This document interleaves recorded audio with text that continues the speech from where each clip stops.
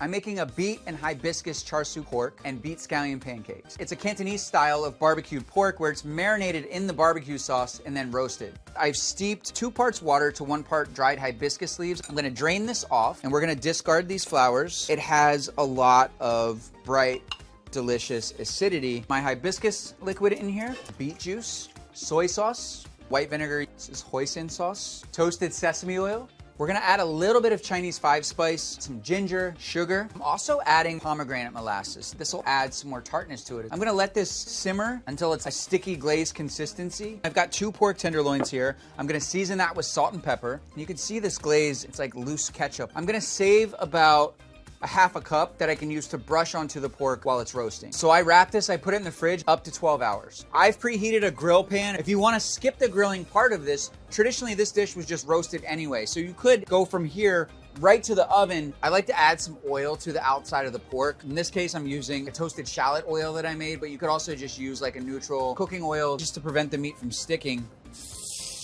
I've got my oven preheated at 375. I'm gonna glaze it in some more of that barbecue sauce, pull this off the grill, and then I'm gonna finish roasting it in the oven. Now we're gonna make our beet scallion pancake. I like to use the blender because that gets everything nice and hydrated evenly. I've got my milk, add my beets, nice and smooth like you're making a cold beet soup almost. Right, I've got a cup of flour, I've got 5 eggs. We'll add just a little salt, a little pepper, sugar just to sweeten it up a little bit of vegetable oil, just so they get that like nice golden brown color. And then we're gonna blend everything together. No lumps. We've got this beautiful batter. I'm gonna pour it into another container. I'm gonna add my scallions to that. I'm gonna mix that in. And then when I'm making this type of pancake, I like to work with nonstick spray. Wipe the pan out with a towel in between every few pancakes. Got about a 4-ounce ladle here.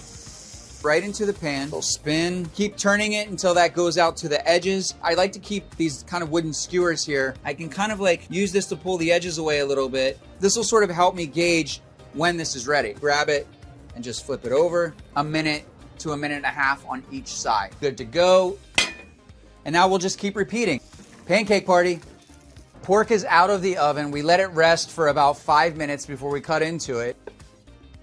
That is perfectly cooked pork. Now I've got other components that I like to put on this dish. These are some beets. I basically just box grated the beets while they were raw, equal parts rice vinegar and mirin, left it in the fridge overnight, and that's what I've got. I made some toasted shallots, saved the oil, so now I've got 2 components out of that as well that I can use to season the pork. Toasted shallots, and then we've got our pancakes. This is one of my favorite condiments. I call this competition sauce. It's just tamari soy sauce mixed with Dijon mustard. I'll take like one of those pancakes, a couple slices of pork, a little bit of those pickled beets.